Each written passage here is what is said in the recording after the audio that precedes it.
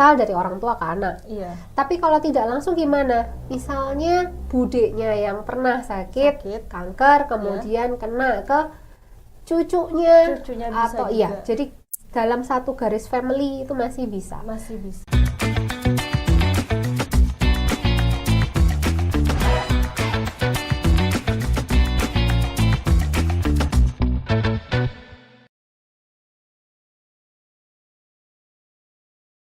Halo Tribuners, kembali lagi bersama saya Septiana Cahyani Eka Saputri dalam podcast Cakap Sana, Cakap Sini.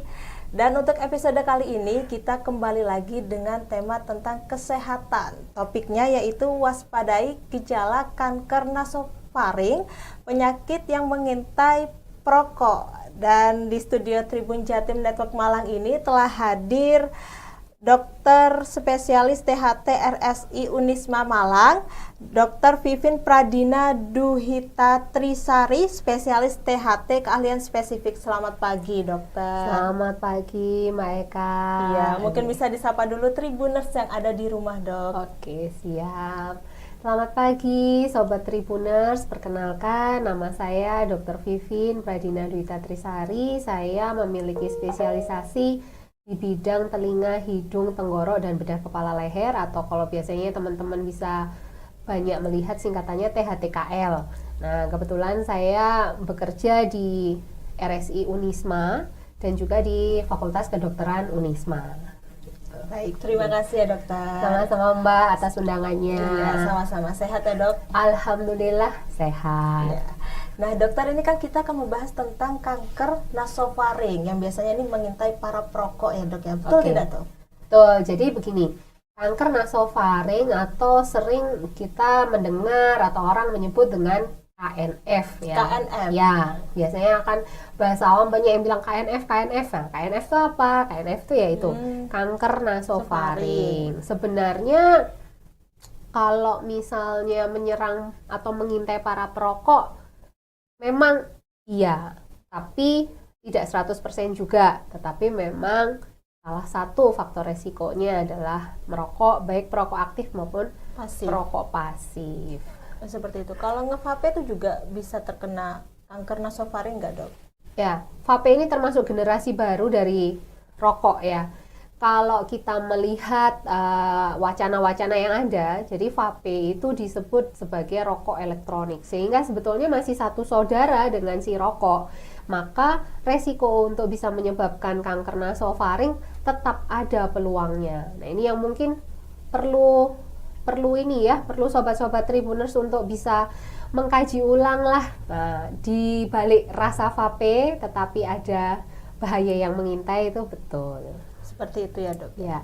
Nah, terus juga kalau misalkan asap kayak asap pembakaran itu juga masuk ke dalam asap debu atau asap pembakaran itu juga termasuk kanker, bisa terkena kanker nasofaring nggak sih, Dok, kalau asap-asap? Oke, jadi sebelum kita membahas tentang asap mungkin akan sedikit di awal saya jelaskan dahulu bahwa kanker nasofaring itu adalah suatu proses penyakit ya yang masuk di dalam golongan neoplasma atau keganasan, di mana lokasinya sebetulnya adalah kita sebut nasofaring. Jadi ada komponen hidung, ada komponen faring. Faring itu di dalam tenggorok. Jadi dia letaknya adalah di ujung belakang hidung. Hidung kita itu panjang ternyata ya. Ujung belakang hidung, kemudian berbatasan dengan area tenggorok. Makanya di situ daerah nasofaring. Nah, kalau melihat organ anatominya, mau tidak mau yang menjadi faktor penyebab salah satunya rokok, baik rokok pasif atau aktif. Kemudian debu-debu atau sisa-sisa atau asap-asap pembakaran. Iya, karena dia akan masuk melalui hidung ya, tidak sengaja terhirup ke hidung, kemudian partikel-partikel itu akan bermanifestasi di daerah nasofaring. Yang lama-kelamaan kalau terpaparnya berlangsung terus, kemudian dia ada faktor genetik mungkin, kemudian ada faktor infeksi seperti dari Epstein-Barr virus, maka akan mencetuskan proses inflamasi berupa kanker nasofaring itu bisa. Iya, bisa sekali. Nah, ini kan tadi ada faktor genetik ya, Dok. Nah, iya, ini kanker nasofaring itu bisa turunan dari faktor genetik itu? Iya, jadi pada garis besarnya semua penyakit yang disebut dari neoplasma atau kanker keganasan gitu ya, ada benjolan, ada tumor yang sifatnya ganas, beresiko menyebar ke seluruh tubuh, selalu ada peran genetik. Peran genetik? Iya, selalu ada.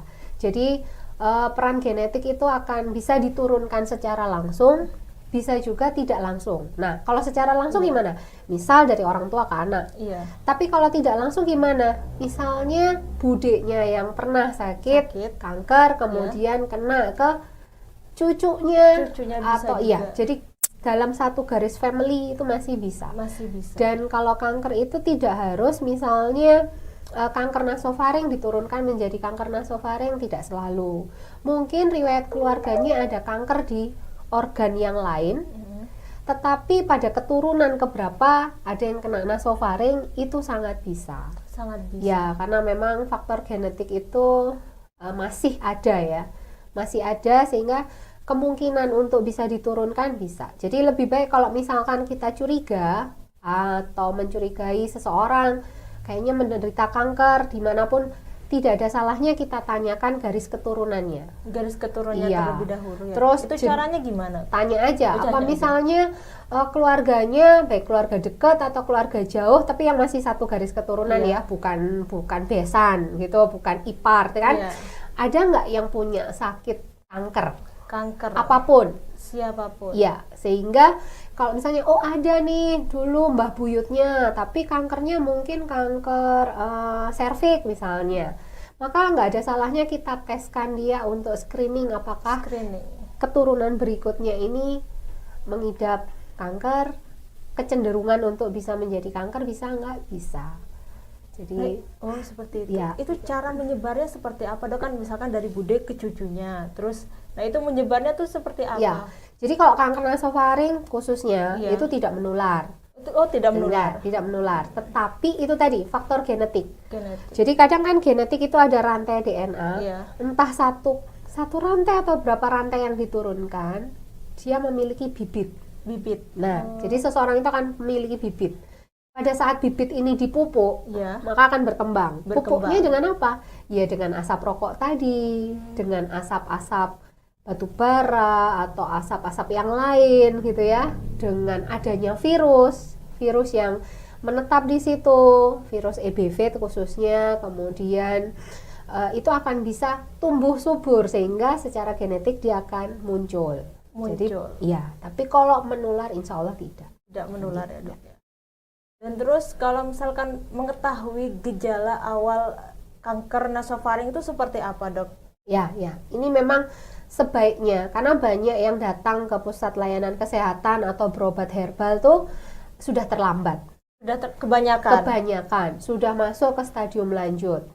Akhir itu bukan? Ya, sehingga sebaiknya deteksi dini ini yang memang perlu kita wacanakan ke masyarakat. Nah, deteksi dininya gimana? Contoh, jika ada keluhan di hidung, hidungnya sering mimisan, atau hidungnya tersumbat salah satu sisi, atau ada tumor di dalam hidung, maka lebih baik segera periksa untuk menegakkan apa sih ini sebenarnya, gitu ya.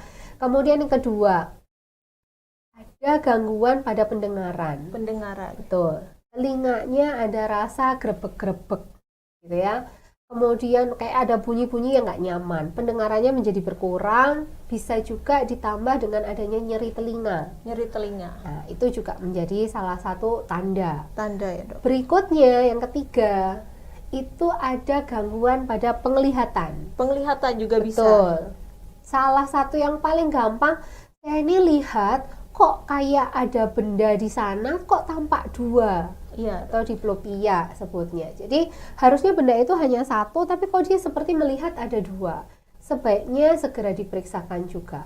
Dan yang terakhir itu kalau dia sudah muncul benjolan di area leher. Benjolan di area leher itu yang terakhir. Ya, maksudnya gini, deteksi dini ada muncul salah satu dari 4 gejala itu, silakan untuk diperiksakan, dievaluasikan. Kalau muncul 4-empatnya, jauh lebih maksudnya gini, harus lebih cepat untuk segera periksa. ditangani. Iya, karena kalau sudah muncul benjolan, ini biasanya stadiumnya sudah mulai masuk ke stadium berikutnya. Kan kalau kanker itu ada 4 stadium, Mbak. 4 stadium. Ya. Jadi ada stadium 1, stadium 2 bisa kita sebut stadium dini. Biasanya kalau sudah ada benjolan ya biasanya masuk stadium 2 ya. Kalau 3, 4 ini sudah masuk stadium lanjut. Nah, rata-rata yang berobat itu masuk di stadium 3, 4. Iya. Lanjut. Karena benjolannya tambah gede. Kok nggak kempes-kempes gitu ya. Terus kemudian sudah mulai ada, kalau kita sebutnya parese atau kelumpuhan otot-otot di dalam saraf kepala, dalam melihat. Rata-rata memang yang kena itu ada area untuk melihat, jadi saraf 2, saraf 3, 4, dan 5. Kemudian ada rasa baal tuh di wajah. Ya, rasa baal, hidungnya buntu, suka mimisan. Nah, itu biasanya kalau sudah ada keluhan yang pemberat begitu baru periksa. Nah, sehingga sobat-sobat Tribuners sebaiknya kalau memang ada salah satu dari 4 gejala yang tadi boleh diperiksakan, evaluasi sejak dini jauh lebih baik. Ya, Dok, ya. Berarti awalnya gejalanya ada benjolan di hidung ya, Dok, ya. Sering hidung terasa tersumbat. Nah, tersumbat kemudian dibuktikan ada benjolan.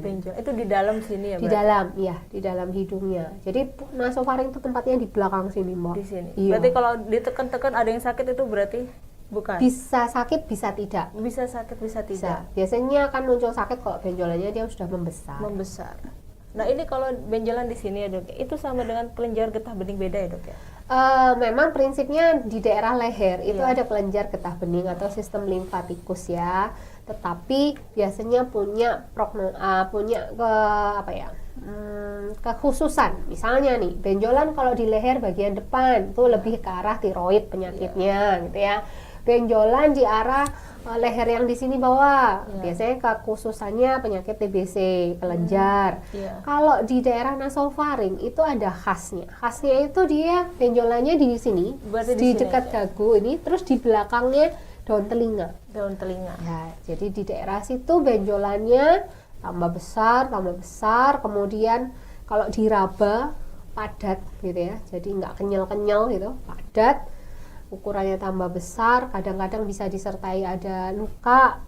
Nah, itu cenderung kalau daerah sini itu nasofaring. Sehingga kalau untuk membuktikan, jadi memang gold standard untuk tumor itu selalu dengan biopsi.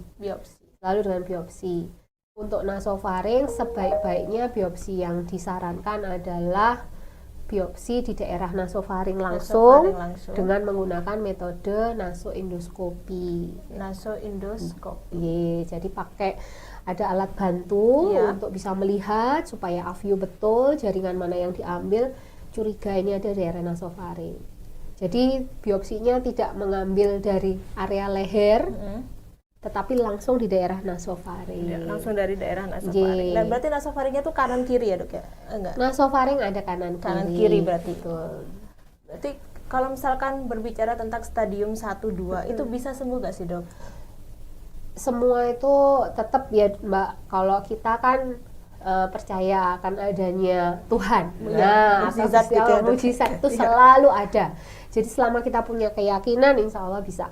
Banyak kasus kalau dia masih deteksi dini bisa baik.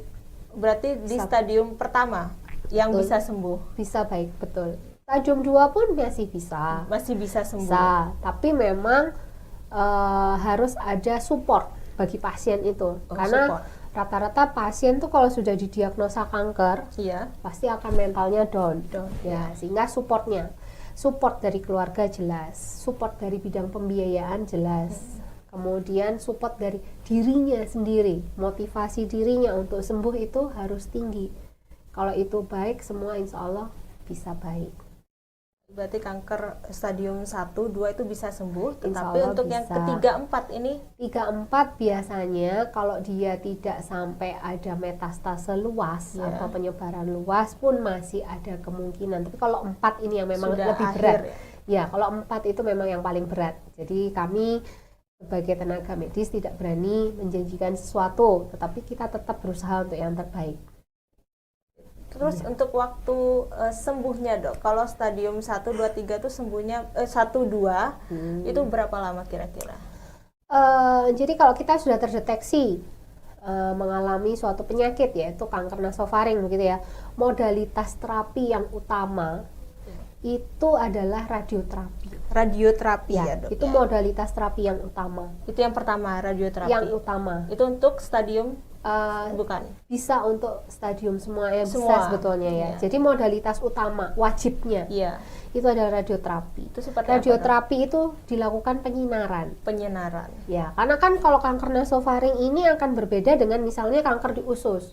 Kalau kanker di usus, kankernya diambil bisa oke gitu ya, kasarnya kita potong, kita ambil, nanti terapi. Ya. Tapi kalau nasofaring kan tidak mungkin dilakukan pembedahan karena lokasinya. Sehingga modalitas terapi yang utama itu adalah penyinaran radioterapi, kurang lebih rata-rata 35 kali 35 kali sinar gitu ya. Kemudian kalau dia sudah masuk ke fase lanjut, Iya. biasanya dikombinasi dengan namanya kemoterapi. Kemoterapi itu yang paling sering saya dengar, dokter. Betul. Nah, masing-masing modalitas terapi ini memiliki nilai positif, Iya, Dok. tapi juga memiliki nilai negatif. Seperti apa positif dan negatif, Nah, Dok? positifnya jelas ya, kita maunya sih membunuh sel kanker, Iya. sel yang tidak normal di dalam tubuh kita supaya tidak berkembang biak dan tidak menyebar secara luas, metastase luas. Tapi negatifnya, ya sensasi dari terapi ini Sakit, luar biasa. Sakit gak sih, Kalau di radioterapi itu kalau saya tanya sama pasien-pasien tuh dia akan merasakan rahang ya, karena daerah wajah ya, rahang minimal untuk buka mulut tuh susah. Untuk menelan menjadi ada sensasi nyeri atau susah itu. Sehingga padahal kita butuh nutrisi bagus nih untuk penyembuhan, sehingga nutrisinya menjadi berkurang. Nah, kalau kemo biasanya yang dikeluhkan pasien-pasien itu yang utama itu sensasi mual dan muntahnya. Sehingga kalau dia mual, muntah, loyo gitu kan, itu kan juga proses terapi menjadi lama. Iya, dok. Harusnya mau mual, mau muntah, makan harus masuk aja, makan masuk, tapi gimana? Nah, biasanya begitu. Nah, makanya di sini perlu dukungan itu tadi yang saya sebut. Dengan dukungan dari dirinya sendiri, keinginan untuk sembuh yang besar itu akan jauh memperbaiki. Kemudian dukungan keluarga itu jelas, dan dukungan pembiayaan. Karena ya tidak dipungkiri penyakit-penyakit yang seperti ini biasanya menghabiskan tabungan-tabungan yang ada. Tapi kan kita sekarang nggak usah khawatir nih Mbak, dengan sistem pemerintah sudah memikirkan ada sistem era BPJS. Nah, insya Allah itu bisa menjadi salah satu solusi. Membantu ya, dok. Iya, sangat-sangat membantu. Kalau zaman dulu tuh ada mitos kalau udah sakit kanker, mau sekaya apapun ya hartanya habis dulu. Dikuras, ya. Tapi dengan adanya sistem BPJS insya Allah tidak, Membantu masih ya, dok. bisa sangat-sangat membantu. Iya, baik. Dan selanjutnya ini kalau misalkan operasi itu bisa dilakukan operasi nggak sih, dok? Cara pengobatan kanker sama operasi sama imunoterapi itu benar nggak sih, Ya, dok? kalau operasi saya rasa memang kurang tepat. Hanya pada kasus-kasus tertentu sampai dilakukan nasofaringektomi, itu pada kondisi sangat-sangat khusus dan memang itu sudah menjadi pilihan yang terbaik. Tapi biasanya kita akan tetap mengusahakan cukup dengan radioterapi dan kemoterapi. Ya. Kemudian kalau imunoterapi kurang tepat. Ya, Imunoterapi ini akan lebih tepat pada penyakit-penyakit alergi. Kalau di bidang THT biasanya rinitis alergi. Itu akan lebih tepat. Oh, seperti itu. Berarti cuman radioterapi sama kemoterapi. Dan juga kalau kemoterapi itu negatifnya rambutnya menjadi rontok ya, betul. Dok, ya? Rambut rontok, badan loyo ya. Pokoknya wajah jadi nggak seger gitu. Sampai gundul ya, dok, ya? Gundul ya. Seperti itu ya, dok. Nah, kalau misalkan kanker nasofaring stadium 4 ini, mohon maaf ya, dok ya, ini bertahannya sampai berapa lama sih, dok? Ya. Kalau bertahan itu tergantung memang stadiumnya ya, kemudian metastasenya dia di mana. Jadi metastase itu kan bisa menjalar kanker itu kemana saja. Bisa ke area kepala, bisa ke area dada, bisa ke area perut, atau bahkan ke area tulang-tulang kita. Nah, biasanya yang paling atau prediksi paling jelek itu ya, kalau dia itu menyebarnya ke daerah dada. Kalau dada kan menjadi akhirnya sesak. Kalau kita nggak bernafas tuh kan udah nggak bisa, nggak makan itu nggak apa-apa, tapi kalau sesak nggak bernafas tuh kan berat. Nah itu yang biasanya berat, tapi memang prognosanya, kalau kita bilang prognosanya kurang baik jika sudah stadium 4. Jadi terapi biasanya itu akan memberikan efek memperlama kualitas hidupnya, tapi tidak bisa menjamin kesembuhannya. Ya, belum bisa menjamin. Khawatirnya memang seperti itu. Tapi buat sobat-sobat Tribuners, mungkin kalau ada saudara, tetangga yang mengidap ini juga nggak usah berkecil hati dulu, harus semangat usahanya dulu ya. Nah, tapi tuh ada kan ya dokter ya, ini banyak banget ya tadi yang sudah dijelasin dokter, ini tuh orang-orang itu lambat untuk mengetahui gejala kanker nasofaring, dan juga ini kan stadiumnya tuh sudah stadium akhir baru tahu. Nah itu bagaimana cara dokter mensosialisasikan kepada masyarakat biar ayo loh ini loh gejala-gejala nasofaring seperti ya itu. Betul. Ini memang harus kita sering memberikan edukasi ya ke masyarakat. Bahkan edukasi itu kita berikan tidak hanya lapisan masyarakat dengan pendidikan bawah, tapi bahkan pendidikan yang tinggi pun harus kita sosialisasikan. Dan masyarakat kita itu kan masih banyak ya Mbak, mungkin cerita-cerita yang ada benjolan nih, curiga kanker, curiga tumor, dibawa ke orang pinter. itu nggak bisa dipungkiri. Masih banyak. Nah kalau saya khususnya, saya akan mengajak mereka untuk, karena itu kepercayaan ya. Kepercayaan itu tidak akan bisa langsung kalau kita langsung nggak boleh, itu nggak bisa. Tapi minimal kita memberikan solusi. Kalau mau berobat alternatif dengan kepercayaannya, silahkan. Kalau saya pribadi, tetapi ada tetapinya. Pengobatan secara medis itu harus dilakukan. Artinya pengobatan cara lain yang tidak bermanfaat itu jangan sampai ada. Contoh nih kasus tuh biasanya orang-orang tuh datang berobat dengan cara herbal atau ke orang pintar, katanya benjolannya udah dipindahin ke telur kemana gitu ya. Nyatanya berapa bulan lagi dia akan datang dengan kondisi akan lebih parah. Jadi saran saya, jalan tuh harus seimbang. Jadi mau terapi medis boleh, terapi herbal boleh. Minimal terapi medis ini dilakukan sampai dia tahu betul diagnosanya apa, sehingga kalau dia sudah tahu diagnosanya, pasien itu sudah paham akan sakitnya, dia mau tetap jalan terapi herbal itu dengan satu visi yang sama, kesembuhannya. Iya, karena ternyata beberapa jurnal juga mengatakan terapi herbal yang tidak tepat justru akan mempercepat perjalanan penyakit kanker itu. Jadi malah tambah yang harusnya masih stadium 1 gitu ya, misalnya tiba-tiba langsung datang lagi stadium 3, itu malah mempercepat. Makanya harus seiring sejalan. Dan pada terapi-terapi model herbal itu kan memang gak ada biaya khusus kok, tapi seikhlasnya. Nah, seikhlasnya ini menjadi salah kaprah gitu. Seikhlasnya lama-lama suruh beli ini, minum ini, itu harganya ternyata juga gak murah. Kasihan juga, udah sakit keblegong macem-macem gitu ya. Maka kalau saya prinsipnya ya kita harus berikan pengertiannya apa saja yang menjadi faktor resiko, sehingga kita bisa mengurangi faktor resiko itu ya. Salah satunya nih bagi teman-teman sobat Tribuners, merokok, jelas makanan yang diawetkan.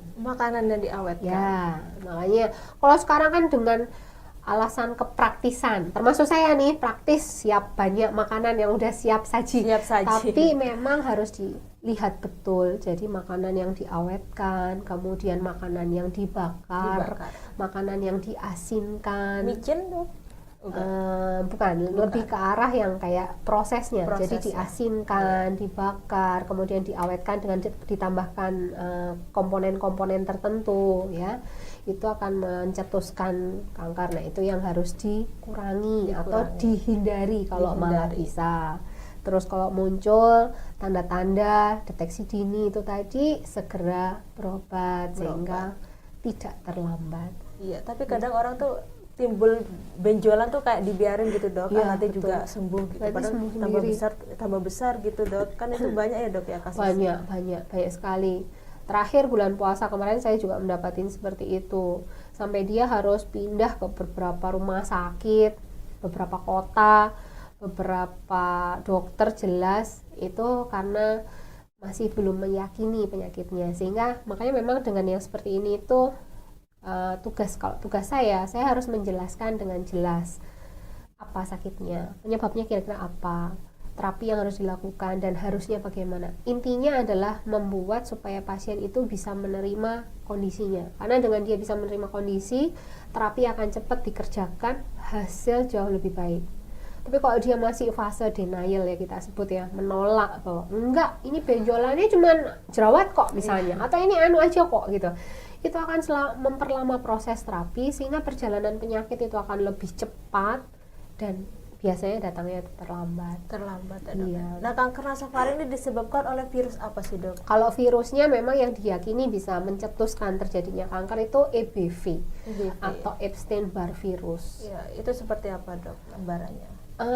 Gambarannya ya kalau EBV itu virus ya gimana ya, virus itu kadang kita nggak merasa sakit pada saat virus itu masuk ke dalam tubuh, karena prinsip dari virus apapun selama daya tahan tubuh kita bagus dia akan kalah.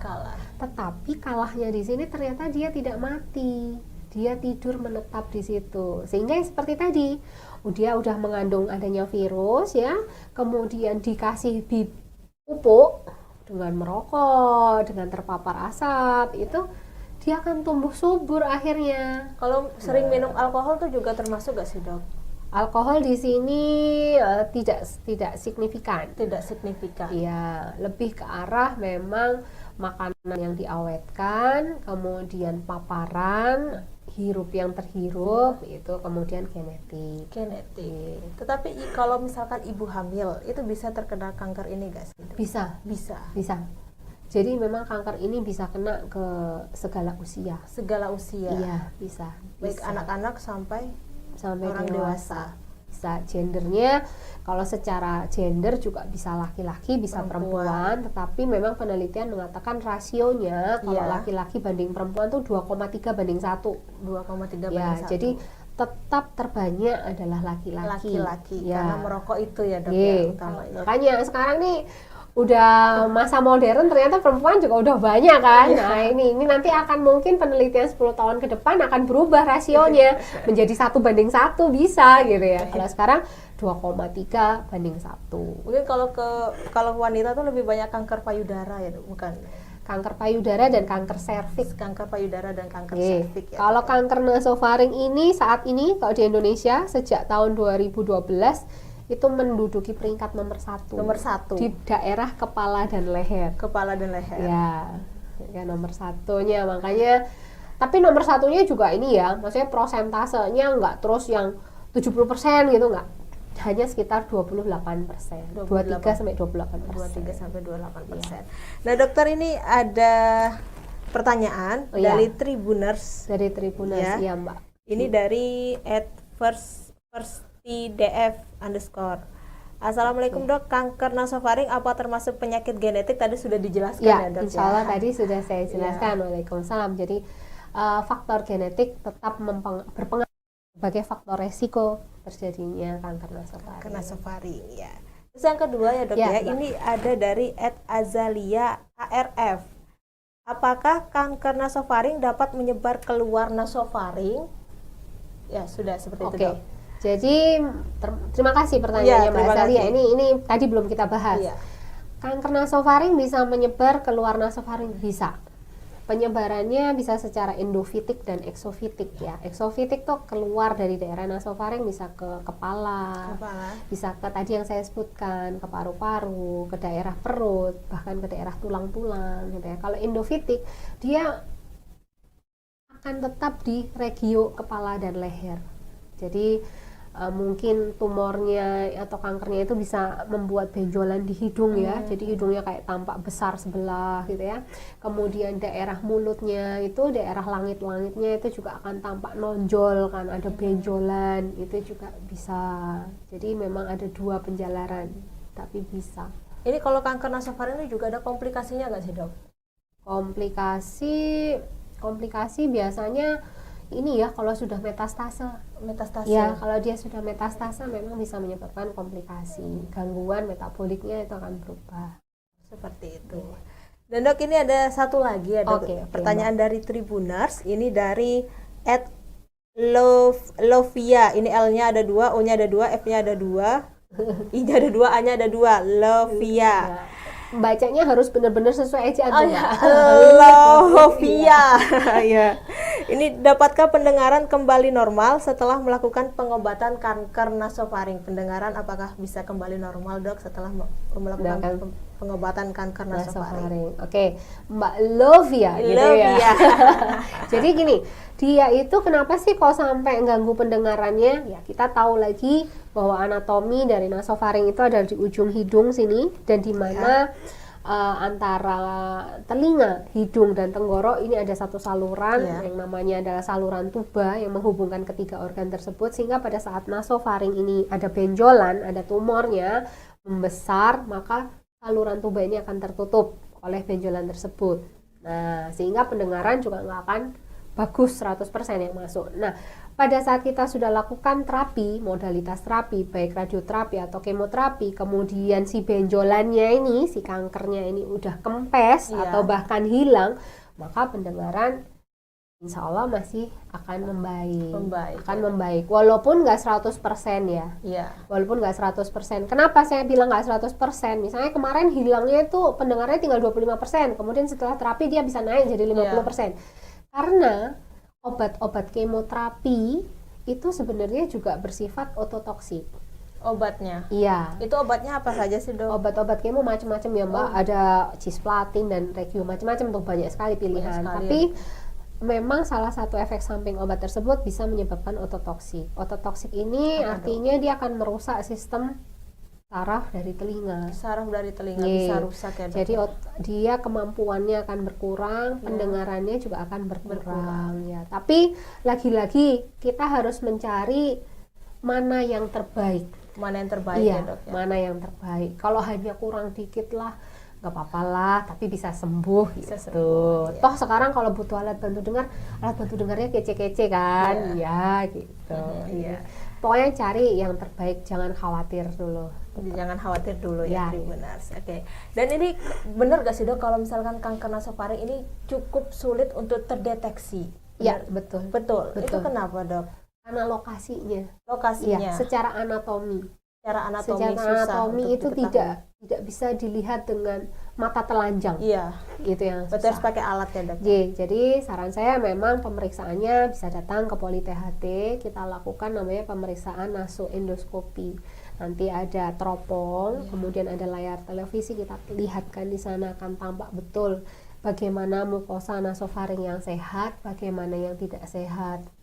Tidak sehatnya macam-macam kan, atau bagaimana yang sudah terjadi kanker. Mungkin nanti kita bisa sisipkan gambar-gambar Mbak. Iya, gambar-gambar bola itu Bu Dokter. Betul. Ya, biar memang lebih tahu. Susah deteksinya itu karena lokasinya. Ya dok. Betul. Baik dokter, Bu Dokter Vivin. Vivin. Iya, terima kasih ya Bu Dokter ini sudah berbincang. Ini pertanyaan juga sudah habis. Terima kasih juga buat Tribuners yang ada di rumah yang sudah menyempatkan diri untuk bertanya tentang kanker nasofaring ini ya. Dan juga terima kasih buat Bu Dokter Vivin Pradina Duhita Trisari, spesialis THT telinga hidung tenggorokan ya dok ya. Iya betul. Telah meluangkan waktunya untuk hadir berbincang tentang kanker nasofaring ini ya dok ya, kepada pemirsa Tribuners yang ada di rumah. Sekali lagi terima kasih dokter atas waktu dan kesempatannya. Sama-sama Mbak undangannya, dan memang harapan saya Sobat Tribuners makin kaya akan pengetahuan. Sehingga yuk kita sama-sama bisa mengatasi semua masalah kesehatan yang ada di negara kita. Baik. Dan juga nanti jangan bosan-bosan ya dok ya kalau misalkan ditelepon lagi untuk menjadi narasumber. Boleh. Bahkan kalau nanti misalnya nih Mbak ada Sobat Tribuners yang masih pengen konsultasi, boleh silakan pakai layanan telemedicine di RSI Unisma atau boleh. Mari. Saya akan memberikan sedikit pengetahuan yang saya punya. Kita saling berbagi. Baik dokter, terima kasih ya sekali lagi. Sama-sama.